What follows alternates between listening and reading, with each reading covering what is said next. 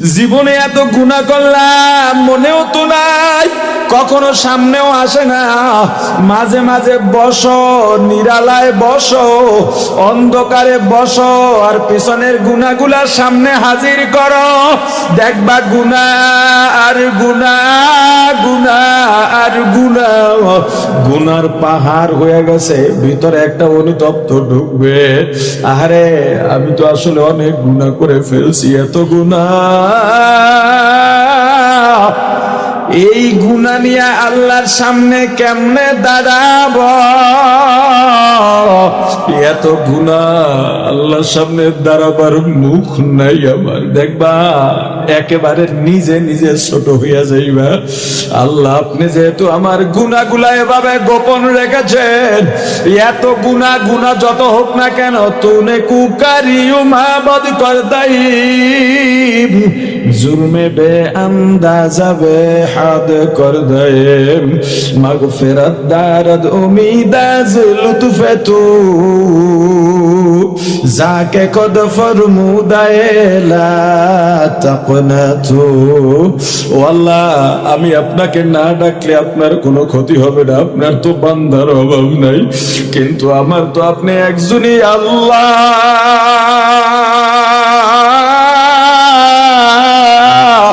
আপনি যদি তারাইয়া দেন আবার যাওয়ার জায়গা নাই।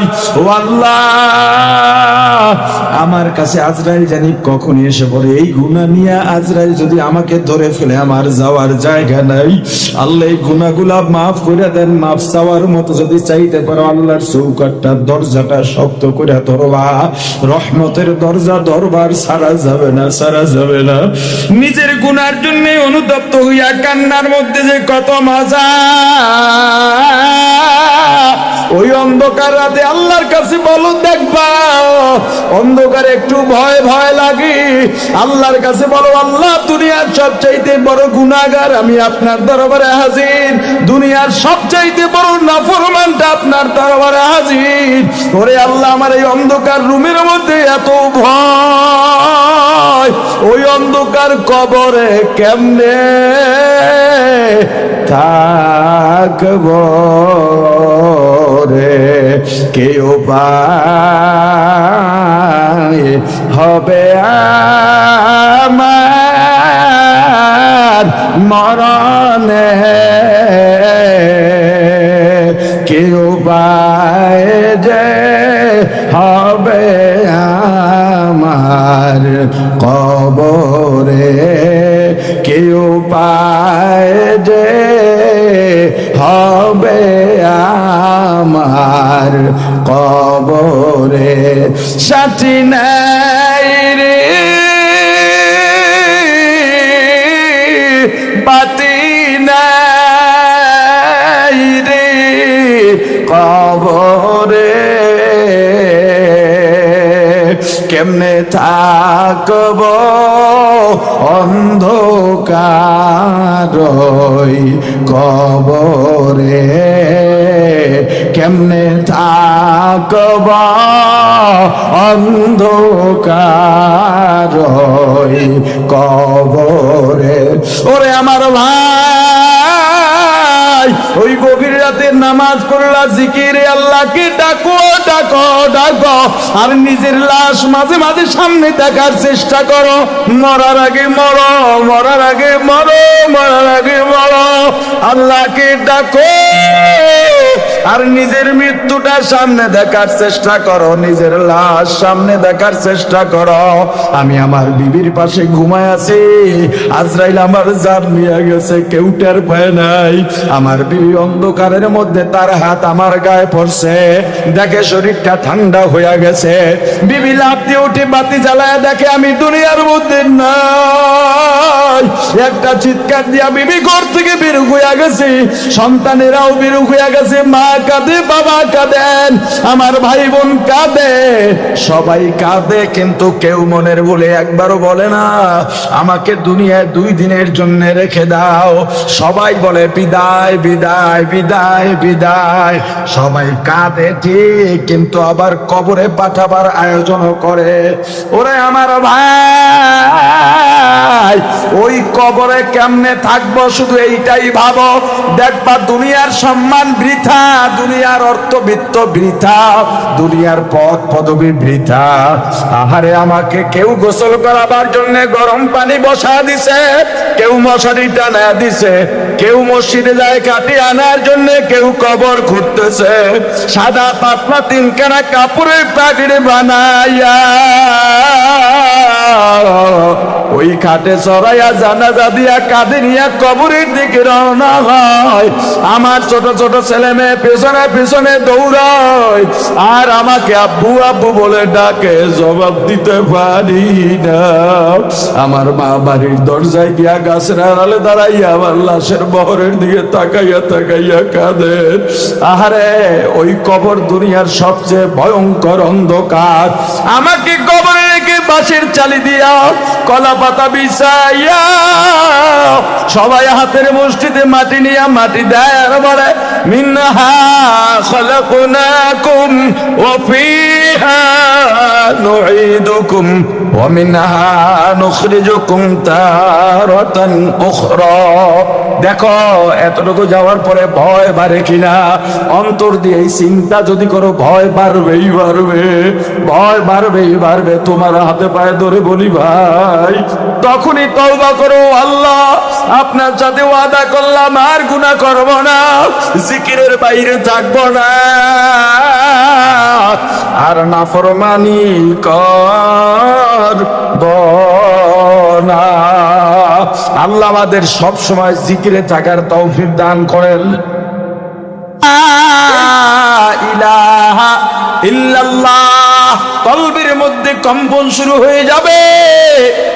মুমিন যখন আযান নামক জিকির শুনবে, মুয়াজ্জিন মসজিদের মাইকে শুরু করে দিছে, হাইয়া আলাস সালাহ, হাইয়া আলাস সালাহ, হাইয়া আলাল ফালাহ, হাইয়া আলাল ফালাহ, আস-সালাতু খায়রুম মিনান নাওম, আস-সালাতু খায়রুম মিনান নাওম। শীত বুঝি না, গরম বুঝি না, মোমেন যে মোমেন, ওর কলবের মধ্যে জ্বালা পড়া শুরু হয়ে যাবে নামাজে যাওয়ার জন্যে। কোথায় যাওয়ার জন্যে? কিসের শীত, কিসের গরম, ঠান্ডা পানি। আজান শুনছে, জিকির শুনছে, মোমেন আর দেরি করবে না, দৌড়ে গিয়া ওযুখানায় ঠান্ডা পানি দিয়াই ওযু করবে। এত ঠান্ডা তবুও ঠান্ডা লাগে না, মজা লাগে। লিয়াজদাদু ঈমানাম মা ঈমানিহি। এই যারা নামাজি আছেন আমার কথায় সাক্ষী দেন, শীতের রাত, কনকনে শীত, শাল চাদর জ্যাকেট ছাড়া বাইরে বের হওয়া যায় না। কিন্তু যখনই ফজরের আজান হয়ে যায়, অনেক সময় তো এমন হয় কম্বল ফালাইয়া দৌড়াইয়া ওযুখানায় গেলাম, গায়ে কম্বলও নাই, শালও নাই, চাদরও নাই, জ্যাকেটও নাই, সোয়েটারও নাই, হুঁশিয়ারি পাতলা গেঞ্জি, ওযুখানায় বসে নামাজি ওযু করে। গায়েও শীত লাগে না, হাতেও শীত লাগে না, মুখেও শীত লাগে না, পায়েও শীত লাগে না, বরং মজা আর মজা, মজা আর মজা। ওযু করার পরে মনে হয় আমি অসম্পূর্ণ ছিলাম, ওযুর পরে সম্পূর্ণ মনে হয়। যারা নামাজি, নামাজ যতক্ষণ না হয় মনে হয় আমি কি যেন হারায় আছি, কি যেন অসম্পূর্ণ। কিন্তু যখন নামাজ পড়া, নামাজের বিছানায় দাঁড়িয়ে যায়, নামাজের জন্য মসজিদে যায়, যত কদম দেয় তত মজা লাগে, যত কদম দেয় তত মজা লাগে। আর মনে মনে বলে তাকবীর ওলা যেন না হারাই। যদি গিয়া দেখে এখনো ইকামত শুরু হয় নাই, একটা স্বস্তির নিঃশ্বাস ফেলে জামাত পাইয়া গেছি। আউলিয়ারা কারে উকবা ইখতিয়ার, জাহেলারা কারে দুনিয়া ইখতিয়ার।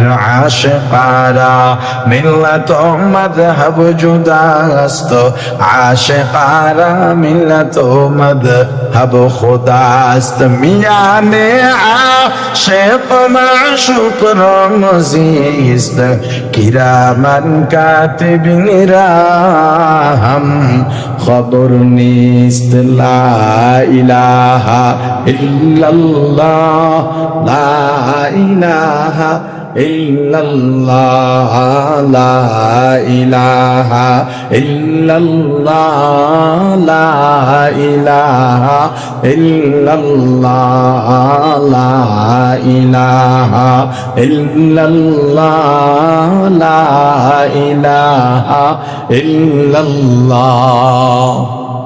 প্রাণের ভাই আমার, মুমিন যখন জিকির শুনবে বা করবে, মুমিনের অন্তরে ঢেউ শুরু হবে, ঢেউ, আল্লাহর মায়ার ঢেউ, ভালোবাসার ঢেউ। দেখো, আমি মসজিদের পাশ দিয়ে যাচ্ছি, আমি যদি মুমিন হয়ে থাকি, আমি দেখলাম মসজিদের মধ্যে নামাজের পরে এক ভাই জিকির করতেছে, সুবহানাল্লাহ, আলহামদুলিল্লাহ, লা ইলাহা ইল্লাল্লাহ, আল্লাহু আকবার। জিকির করে সুবহানাল্লাহি ওয়া বিহামদিহি, সুবহানাল্লাহিল আযীম। দরুদ পড়তেছে সাল্লাল্লাহু আলাইহি ওয়াসাল্লাম, সাল্লাল্লাহু আলাইহি ওয়াসাল্লাম। আমি যখন পাশ থেকে যাই, আমার ভিতরে একটা আলাদা দোল খাওয়া শুরু হয়। আমি জিকির করতে পারলাম না, আফসোস শুরু হয়, আবার ভালো লাগা শুরু হয়। ওর শোনা শুনি আমিও রিকশায় বসে আছি অথবা হাঁটতেছি, ও জিকির করে সুবহানাল্লাহ, আমিও হাঁটতেছি আর আফসোস করতেছি, দেখো আমার চেয়ে কত মকবুল আর আল্লাহর প্রিয় বান্দা। ও জিকির করে, আমারও ভালো লাগা শুরু হয়। আমিও যেহেতু মুমিন, আমি রাস্তা দিয়ে হাঁটি, আমিও গুনগুনায়া শুরু করি সুবহানাল্লাহ, সুবহানাল্লাহ, সুবহানাল্লাহ, সুবহানাল্লাহ, সুবহানাল্লাহ, সুবহানাল্লাহ, আলহামদুলিল্লাহ, আলহামদুলিল্লাহ। এই যে জারি হইয়া গেল, জারি হইয়া গেল। দোকানে গেলাম, গুনগুনাইয়া জিকির করতেছি। দোকানদার বলে কি নেবেন, ইশারায় দেখায় আলু দাও, মুখে কয় না, কারণ জিকিরে মজা পেয়ে গেছে। কিন্তু যখন বলে ব্যাগ দেন, বারবার কথা বলে, তখন জিকির বন্ধ করে কথা বলি, আবার জিকির শুরু হয়ে যায়, আবার জিকির শুরু হয়ে যায়। এটাই মুমিনের খাসলাত। মুমিনের অন্তর কখনো আল্লাহর স্মরণের বাইরে থাকে না। হামেশা জিকির কর মুমিন, গাফেল থাইকো না। হামেশা জিকির কর মুমিন, গাফেল থাইকো না। জিকির করছেন মুসা নবী,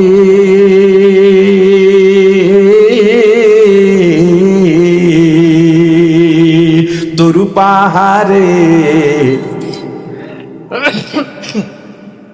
গেলেন চলি, আল্লাহর নূরে পাহাড় জলে,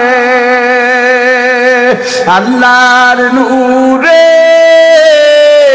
পাহাড় জলে, নবী মুসা জলে না। হামেশা জিকির কর মুমিন, গাফেল থাইকো না। হামেশা জিকির কর মুমিন, গাফেল থাইকো না। লা ইলাহা ইল্লাল্লাহ, লা ইলাহা ইল্লাল্লাহ, লা ইলাহা ইল্লাল্লাহ, ইল্লাল্লাহ লা ইলাহা ইল্লাল্লাহ লা ইলাহা ইল্লাল্লাহ লা ইলাহা ইল্লাল্লাহ লা ইলাহা ইল্লাল্লাহ লা ইলাহা ইল্লাল্লাহ লা ইলাহা ইল্লাল্লাহ লা ইলাহা ইল্লাল্লাহ লা ইলাহা ইল্লাল্লাহ। আল্লাহ যে জিকিরের কথা বললেন যারা পীর মুরিদি করে তাদের জন্য, আরো জোরে বলেন তাদের জন্য না, যারা পীর মুরিদি করবে জিকির তারাই করবে। এই আয়াত শুধুমাত্র পীর মুরিদের জন্য, দুনিয়ার আর কোন মুমিনের জন্য প্রযোজ্য নয়। কথা কয় না, কথা কয় না। জিকির লাগবে না, কোন কোন সময় করবেন আল্লাহ কি বলেন দেখেন, إن في خلق السماوات والأرض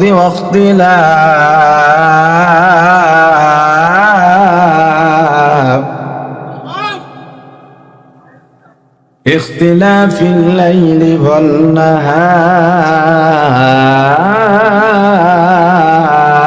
والنهار لآيات لأولي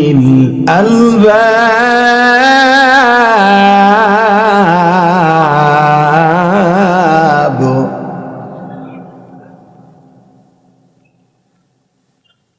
اختلاف الليل والنهار لآيات لأولي الألباب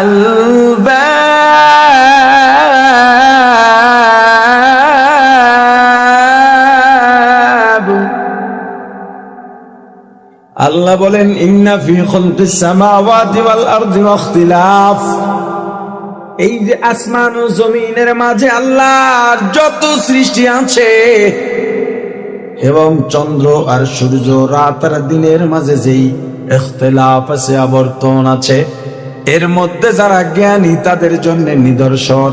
নিদর্শন কাদের জন্য? মূর্খ না জ্ঞানী? আরে বলেন না, মূর্খ না জ্ঞানী? কি নিদর্শন আছে? আল্লাহকে চেনার নিদর্শন। যেই কবরের আযাব ও গজব দেখি নাই, যেই জান্নাত জাহান্নাম দেখি নাই, যেই আল্লাহকে না দেখেই বিশ্বাস করি, ওই আল্লাহকে চেনার নিদর্শন, ওই কবরের উপরে ঈমানের নিদর্শন, ওই জান্নাত জাহান্নামের নিদর্শন রয়েছে এই আসমান ও জমিনের মাঝে সৃষ্টি দেখে। পাবে কারা? যারা জ্ঞানী। জ্ঞানী কারা? আল্লাহ বলতেছেন জ্ঞানী কারা? আল্লাযীনা ইয়াযকুরুনাল্লাহ, যারা আল্লাহর জিকির করে। এই জ্ঞানী কারা? আরে বলে না, বলে না, জ্ঞানী কারা? জ্ঞানী কারা? জ্ঞানী কারা? কোন সময় করবে? বাইরে না। তুমি এখনো মূর্খ। আল্লাহকে যে চেনে সে যদি রিক্সাওয়ালা হয় তবুও জ্ঞানী। আল্লাহকে যে চেনে সে যদি দিন মজুর হয় তবুও সে জ্ঞানী। অতএব গরিব আফসোস করিও না, লেখাপড়া করো নাই তাতেও আফসোস করো না। তুমি যদি আল্লাহকে চিনতে পারো, তোমার চেয়ে দুনিয়া আখিরাতের বড় ধনী আর জ্ঞানী কেউ না। মোমেন, মোমেন তো তারা ইদা যুকিরাল্লাহ, যখন আল্লাহর জিকির হবে, ওয়াজিলাত কুলুবুহুম, কলবের মধ্যে কম্পন শুরু হবে, ঢেউ খেলা শুরু হবে, ভালো লাগা শুরু হবে। আল্লাহ শুনলে ভালো লাগবে, আল্লাহ বলতেও ভালো লাগবে, সুবহানাল্লাহ শুনলেও ভালো লাগবে, বললেও ভালো লাগবে, আলহামদুলিল্লাহ শুনলেও ভালো লাগবে, বললেও ভালো লাগবে, আল্লাহু আকবার শুনলেও ভালো লাগবে, বললেও ভালো লাগবে, লা ইলাহা ইল্লাল্লাহ বললেও ভালো লাগবে, শুনলেও ভালো লাগবে। হাইয়া আলাস সালাহ, শুনলেও ভালো লাগবে, বললেও ভালো লাগবে। যার ভালো লাগে না ও মুমিন না। জিকির কয় ভাবে করা যায় বলছিলাম, এবার বলেন জিকির অর্থ কি? কার স্মরণ কয় ভাবে করা যায়? একটা হলো জবান দিয়া, জবানের জিকির আছে, আর একটা হলো কাজ দিয়া, কাজেরও জিকির। যেমন কাজের জিকির সবচেয়ে বড় জিকিরের নাম নামাজ। বড় জিকিরের নাম জোরে বলেন। তুমি নামাজে দাঁড়াইবা, দাঁড়াইলেই ভালো লাগবে, অন্তরে কম্পন শুরু হবে, জ্বালা পোড়া শুরু হবে, ভালো লাগা শুরু হবে, ভালোবাসা শুরু হবে। কার প্রতি ভালোবাসা? আরো জোরে বলেন।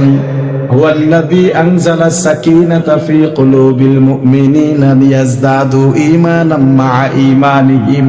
সাকিনা অন্তরে আসা মানে হলো তুমি যখন নামাজে দাঁড়াইবা, এই নামাজের চেয়ে দামি ইবাদত আল্লাহর কাছে আর কিছু নাই।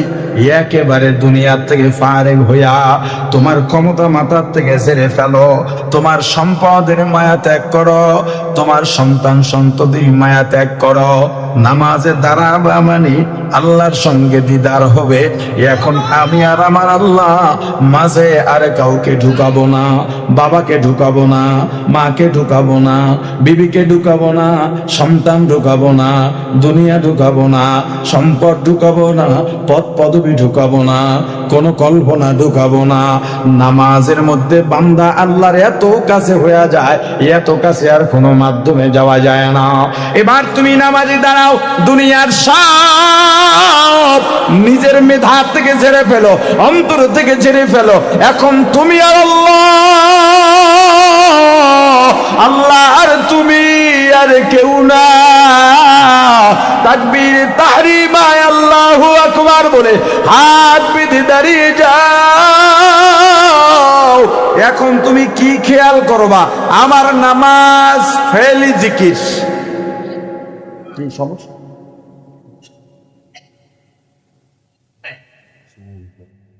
ঠিক আছে, নামাজে দাঁড়াইলাম, জবানের জিকির তো এতক্ষণ বললাম। জবানের জিকির সব সময়, কয় সময়? কিন্তু তোমার পীর সকাল সন্ধ্যা জিকিরের সবক দিছ, ওইটাই আমল করতে পারো না। আরে কথা কয় না। তুমি জিকির পালন করলেও কেমন জিকির করা, তোমার কলবের মধ্যে দোল খায় না কেন? তোমার কলবের মধ্যে মজা লাগে না কেন? তুমি আরো 5 জনকে নিয়ে জিকিরে কেন যাও না? তোমার বাসায় কেন জিকির নাই? তোমার সন্তান কেন জিকির করে না? তোমার বিবি কেন জিকির করে না?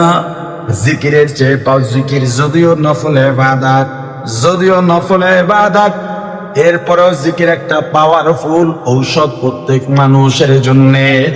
এজন্য জিকির ছাড়া যাবে না। যেটায় যাও জিকির করো, জিকির করো। দেখো বহু রিক্সাওয়ালা আছে, মাথায় পাগড়ি পেঁচানো আছে না, জুব্বা পড়া, রিক্সা চালায়, পা দিয়া প্যাডেল মারে, হাত দিয়া রিক্সার হ্যান্ডেল ধরা, আর জবানের মধ্যে জিকির লা ইলাহা ইল্লাল্লাহ, লা ইলাহা ইল্লাল্লাহ, লা ইলাহা ইল্লাল্লাহ, লা ইলাহা ইল্লাল্লাহ। কৃষক কৃষিকাজে কাজ করে, অন্যরা গল্প করে, মানুষ নিয়ে গীবত করে, রাজনৈতিক আলোচনা করে। এ গরিব, তোরে এত রাজনীতি নিয়ে ভাবতে কয় কে? আমার বড় আফসোস, গরিব কেন জাহান্নামে যাবারে ভাই? এ গরিব, যেহেতু দুনিয়ায় তোমার দেখা সত্ত্বে শান্তি নাই, তুমি কেন মিথ্যা বলবা? মিথ্যা বললেই কি 5 তলা বিল্ডিং পাইবা? যেহেতু মিথ্যা বললে তোমার ভাগ্যের পরিবর্তন হয় না, মিথ্যা কেন বলবা? যেহেতু পুঁজিবাদী কুফরি গণতন্ত্রের পিছনে দৌড়াইলে তোমার ভাগ্যের পরিবর্তন হয় না, লাঙল বাদ দিয়া তুমি ট্রাক্টর পর্যন্ত পাও না, বাস প্রাইভেট কার তো দূরের কথা, তাহলে এর পিছনে দৌড়ে গুনাহ কেন কামাও? এ গরিব, তুই কেন জাহান্নামে যাবি? তোর কাছে তো জান্নাতে যাওয়া সবচাইতে সহজ। তুই কাজ কর, মিথ্যা বলিস না, নামাজে দাঁড়া, সারাদিন কাজ করলি, বেহুদা কথা বললি না, জবানের মধ্যে জিকির। নামাজ পড়া ঘুমায় গেছো, ফজর পড়া আবার কাজে বের হয়ে গেছো, বেহুদা কোনো কাজ করো নাই, চুরিও করো নাই, মিথ্যাও বলো নাই। বেশি ইবাদত লাগবে না গরিব ভাই, তোমার জন্য জান্নাতে যাওয়া সহজ হয়ে যাবে। নামাজে দাঁড়াও, অন্তত আজকের জন্য 2টা রাকাত নামাজ এখান থেকে গিয়া বাসায় পড়বা। জীবনে যদি এমনটা করে নাও, তবে আজকে একদিন অন্তত করো। নিজের গুনার জন্য অনুতপ্ত হইয়া এমন জিকির তো কোনোদিন দাঁড়াইলাম না, আজকে আমি 2 রাকাত নামাজে দাঁড়াবো। সব নামাজ এভাবে পড়তে হবে, তবে আজকে একটু ফাস্ট চেষ্টা করেন।